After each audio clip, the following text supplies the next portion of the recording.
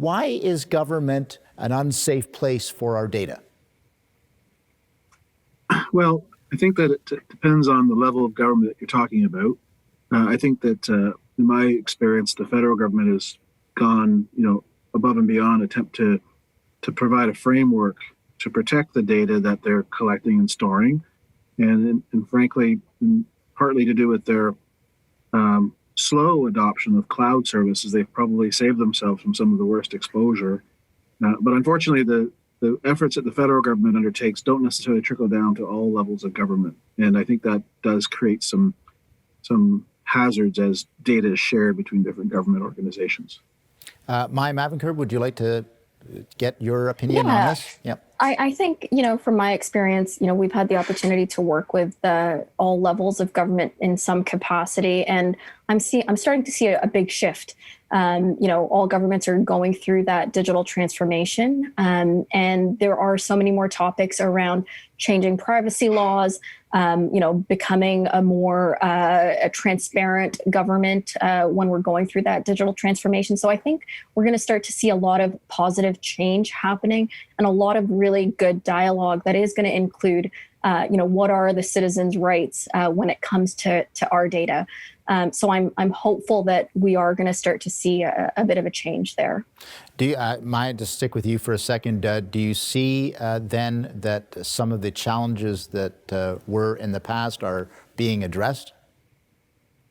I think it's going to take a bit of time.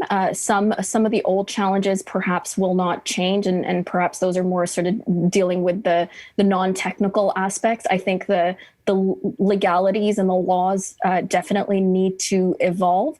But I do see what's happening is that there's more richer conversations happening around the technology side as well.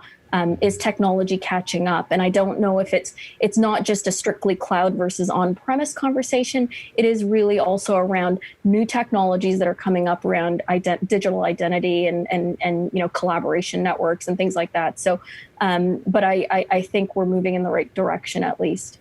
Craig McClellan, you mentioned local government. One of the big issues that I've seen is ransomware, those kinds of attacks. Is that still a huge issue? Oh, absolutely. We've seen no abatement in that sort of activity.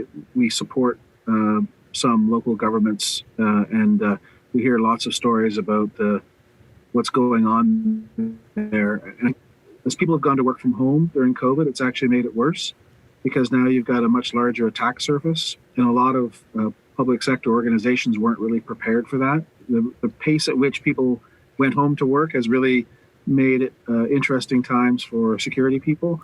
And to Mai's point, I mean, they've gotten better and there's lots of good activities going on, but there is a larger attack surface now than there was before COVID. Yeah, so that was, I guess, my next point, Craig, just staying with you for a sec. Work from home is obviously a huge trend, but it's also a huge challenge. Is that right? Yes. So not only in the public sector, but also in the private sector, I think all organizations are struggling with this. And frankly, the networks weren't even prepared for the sort of volume that we've seen. So a lot of organizations created scenarios where the employees working from home were no longer tethered to the corporate network and to the firewall. And they were able to read email offline because they've gone to Office 365. And so there's a lot of interactions between employees and systems that don't pass through the corporate firewall. So the exposure to the risk has increased dramatically, not to mention the fact that some of the technology that you would historically deploy on laptops isn't necessarily updated as frequently, right, because they don't have a tether to the corporate or to the parent organizations. We're going to continue our discussion about data safety and security after this break. Stay with us.